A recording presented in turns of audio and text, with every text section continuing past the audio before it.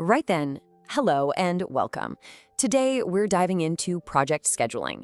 And I know, the very words Gantt charts and critical paths can make your eyes glaze over. But forget all that. I want you to think about this differently. Imagine you've just been given a brilliant brand new model kit, the really detailed kind. And today, we're going to build it together. So let's crack open the box and get started. Because honestly, who hasn't been there? You're staring at a pile of MDF, a little plastic bag full of screws and dowels that looks like it belongs to something else entirely, and no instructions. What you end up with is a wobbly monstrosity that sways every time you open a door. That, right there, is a project without a schedule, just pure, unadulterated chaos. So that's the big question, isn't it? How do we make sure we end up with something solid and impressive, and not that wobbly wardrobe? Well, that's exactly what we're here to do. We're going to walk through the essential steps. Think of them as the instruction manual for building a project schedule that actually works. Right. Part 1. Before we even think about snapping any pieces together, we have to look at the plans. We need to unfold that big blueprint and understand exactly what it is we're meant to be building. Getting this bit right is absolutely non-negotiable. And that brings us to the first massive piece of the puzzle, the Work Breakdown Structure, or WBS. Now, if you've ever built an Airfix Spitfire, you know that fantastic diagram where it shows every single part of the plane, all floating in space and neatly numbered? Well, that's a WBS. It's the complete list of everything, and I mean everything, that goes into the final project. The golden rule here is the 100% rule. The WBS must cover 100% of the work. If a part isn't on that diagram, it doesn't get glued onto our model. Simple as that. Now, on our blueprint, you'll see big bits and little bits. So a work package is one of the big chunks, a major component. Think assemble the engine for our model car. Then the activities are all the little steps you need to take to build that chunk. So things like fit the pistons or attach the spark plugs. Those are your activities. You see? You're just breaking the big job down into smaller, much more manageable steps. So how small is too small? I mean, we're not going to list turn the screwdriver as an activity, are we? Of course not. A fantastic guideline is the 880 rule. You can think of it as the Goldilocks principle for your tasks. An activity shouldn't be shorter than 8 hours, so about 1 working day, and it shouldn't be longer than 80 hours, which is about 2 weeks. Anything smaller than that, and you're just micromanaging yourself. Anything bigger, and it's too chunky to see if you're actually making progress. It's all about finding that just right size.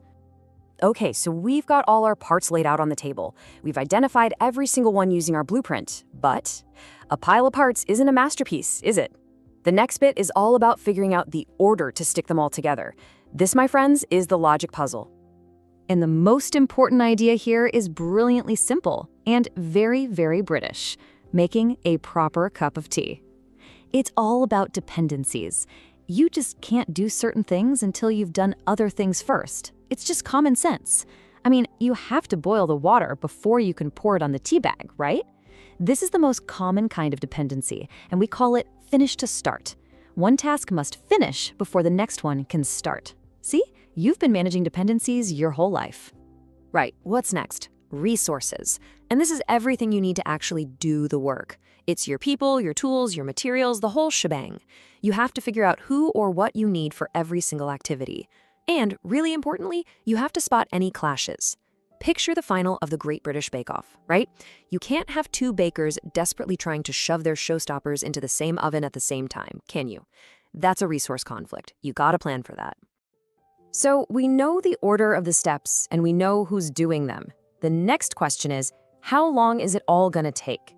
Well, estimating the duration is just a little bit of simple maths. First, you figure out the total effort. How many actual hours of work does this task need? Let's say it's 40 hours. Then you look at your team. How many hours can they put in per week? If they can do 20 hours a week, then a 40-hour job is going to have a duration of 2 weeks. Simple, right? Okay, deep breaths. This is it. This is the moment we have been building up to.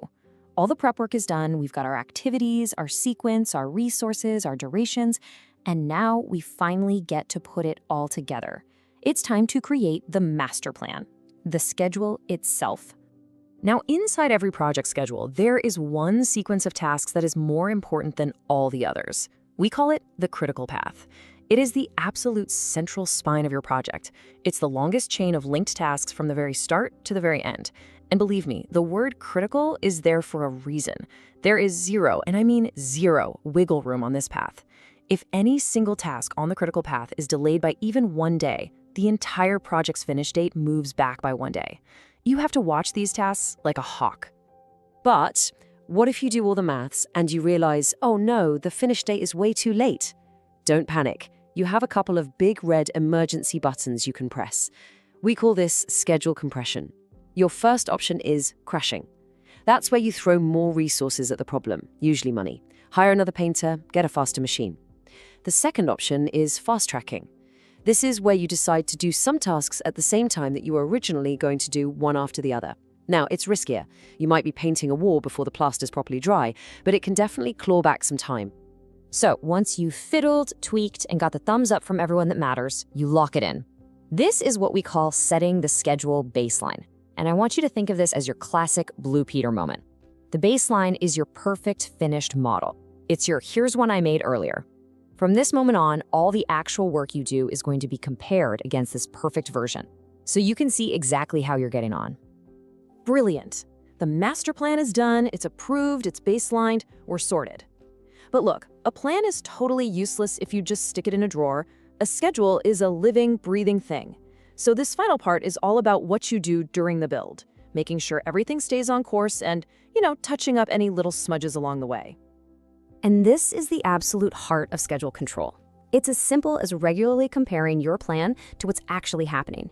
You look at your baseline dates, you track the actual dates, and then you calculate the variance, which is just a fancy project manager word for the difference. Spotting here that the foundation pour was 2 days late immediately tells you that the wall framing is going to be late too. It's an early warning system, and it gives you a chance to do something about it. And this is so important. A schedule isn't just a tool for you. It's a communication tool for everybody. But you have to tailor the message. You're not going to show the big boss the entire 500-line project plan, are you? No! They just want the headlines. Are we on track? Yes or no?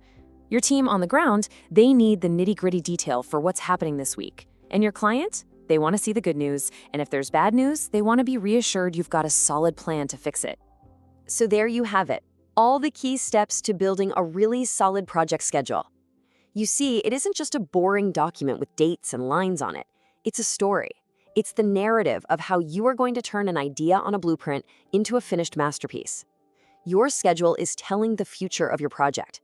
So the only question that's left is, what story are you going to tell?